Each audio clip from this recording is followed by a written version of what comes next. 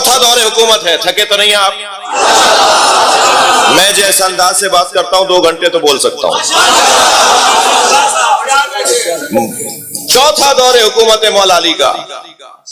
آپ وہاں جا کر بیٹھے جہاں مصطفیٰ سرکار بیٹھتے تھے. نبی کے بعد جو شخصیات تشریف لائیں، جو انہوں نے حکومتیں سنبھالی، وہ ایک ایک زینت چھوڑ کر آتی نہیں، مگر مولا کائنات وہاں بیٹھے جہاں نبی بیٹھتے تھے. تو سرگوشیاں ہونے لگیں. عمار یاسر ممبر کے برابر میں بیٹھے تھے. عمار سے فرمایا عمار یہ کیا سوچ رہے ہیں، کیا بول رہے ہیں، آپس میں ایک دوسرے کے کان میں کچھ بات کر رہے ہیں.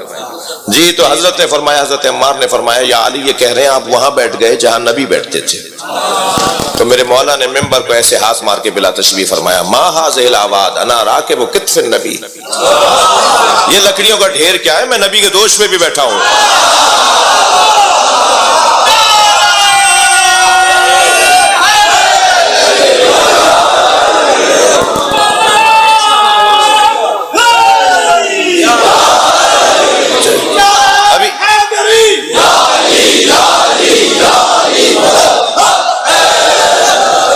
مولا کا خطبہ مکمل ہوا تھا کہ بیعت کا سلسلہ شروع ہوا، اور پھر حضرت کے بیعت کا عمل ابھی مکمل نہیں ہوا تھا کہ مسجد کے دروازے پر، مدینے کی مسجد ہے بھئی ہے یہ عمل مدینے میں ہو رہا ہے، مدینے کی مدینۃ النبی سرکار کی مسجد النبی کے دروازے پر ایک مہمان کو آتے ہوئے مولا علی نے دیکھا. مولا نے اپنی جگہ چھوڑ دی، آگے بڑھ کر ان کا استقبال کیا، انہیں اپنے ساتھ بٹھایا.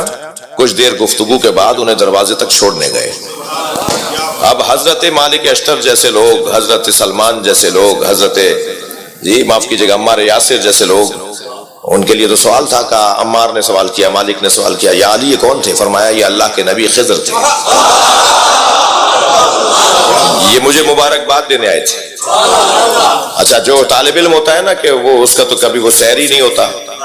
تو کہا مولا کیا بات ہو رہی تھی؟ فرمایا خضر نے آ کر مجھے مبارکباد دی ہے اور ہدیہ میں ایک حکیمانہ جملہ مجھے دے کر گئے.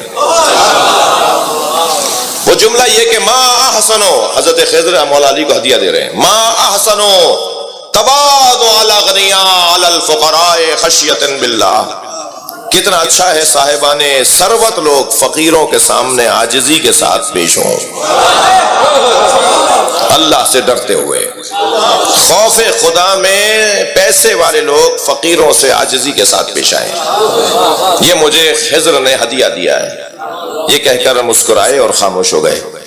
مالک جانتے ہیں کہ ابھی کچھ اور بھی قصہ ہے. فرمایا یا علی آپ نے کیا کہا؟ کہا مجھ سے خضر نے کہا کہ میں نے ہدیہ دیا ہے تو آپ بھی اس خوشی کے موقع پہ کچھ ہدیہ دیں. تو میں نے بھی خضر کو ایک ہدیہ دیا ہے. اب فصاحت و بلاغت علی دیکھیے، مولا علی نے جملہ نہیں بدلا، لفظوں کی نشستیں بدل دی.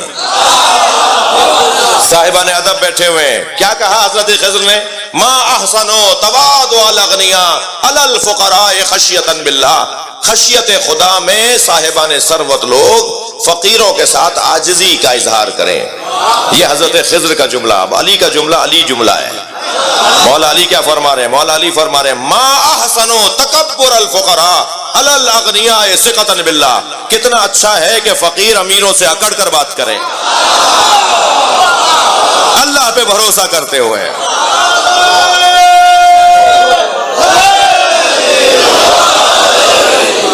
خود اعتمادی، جب تک خود اعتمادی نہیں بحال ہوگی اس وقت تک مسئلے حل ہونے والے نہیں ہیں. کوئی کسی کے دہن میں لقمہ نہیں پکڑائے گا، جی خود اسے کرنا ہوگا جو کرنا ہے. اور وہ جب خود ہی کی طرف جائے گا اور اپنے اعتماد کو بحال کرے گا تو 85 مسئلے خود حل ہو جائیں گے. توجہ کر لی؟ بات آگے بڑھے. عشق مصطفیٰ اور فضائل مصطفیٰ کی بات. تو مولا علی سے پوچھا جائے گا کہ یا علی آپ بتائیے کہ نبی کیسے تھے.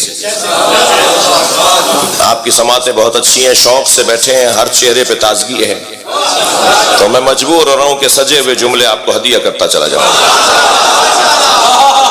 بھائی جس نبی کا سایہ نہیں تھا اسی کے سائے کو علی کہا جاتا ہے.